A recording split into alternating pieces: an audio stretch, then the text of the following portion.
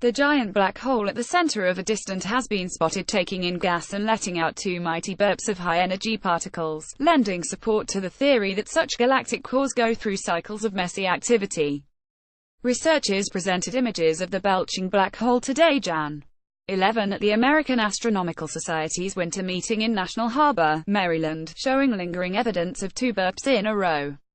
Black holes are voracious eaters, but it also turns out they don't have very good table manners, Julie Comerford, an astronomer at the University of Colorado Boulder, said during a news conference at the event today. We know a lot of examples of black holes with single burps emanating out, but we discovered that with a supermassive black hole that has not one but two burps. The strangest black holes in the universe. Researchers observed the supermassive black hole at the center of the SDSS J13541327 with the Chandra X-ray telescope, Hink and Hubble Space Telescope, noticing evidence of two burps of high-energy particles emanating from the black hole. One below the black hole has spread further, suggesting it burst out 100,000 years before the other above the black hole. Credit X-ray NASA Cufk University of Colorado. Comerford et al. Optical NASA's supermassive black holes that lurk at the center of galaxies can have masses ranging from 1 million to 1 billion times that of the Sun.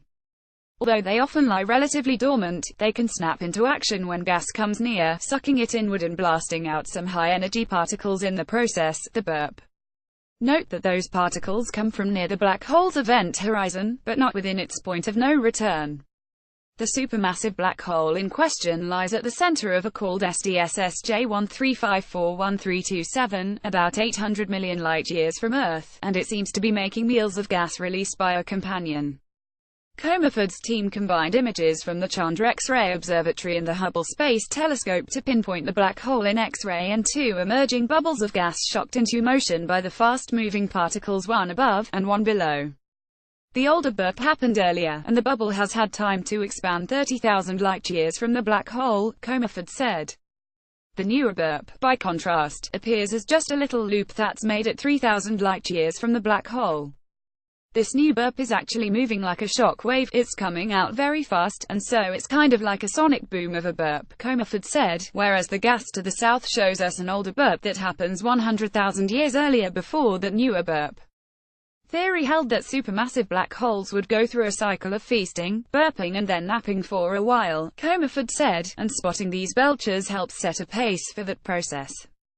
While two burps 100,000 years apart may seem like a pretty slow metabolism, it's very fast on cosmic scales. The pace matched computer models of how those interactions would work, Comerford added. In the video below, for instance, from work by Jared Gabor and Frédéric Bourneau of CEA Saclay in France, you're watching from the side as burps emerge above and below it. The black hole Comerford imaged is getting its fuel from a companion next door. The two are exchanging of stars and gas after recently colliding.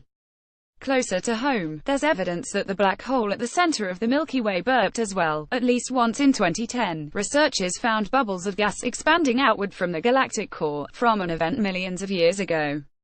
The pace of such burps suggests that the Milky Way will indeed burp again someday.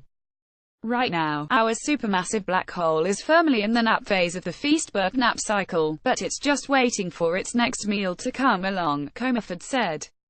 In the future, it will probably feast and burp once again. But the galactic burp is nothing to worry about, she told Space.com.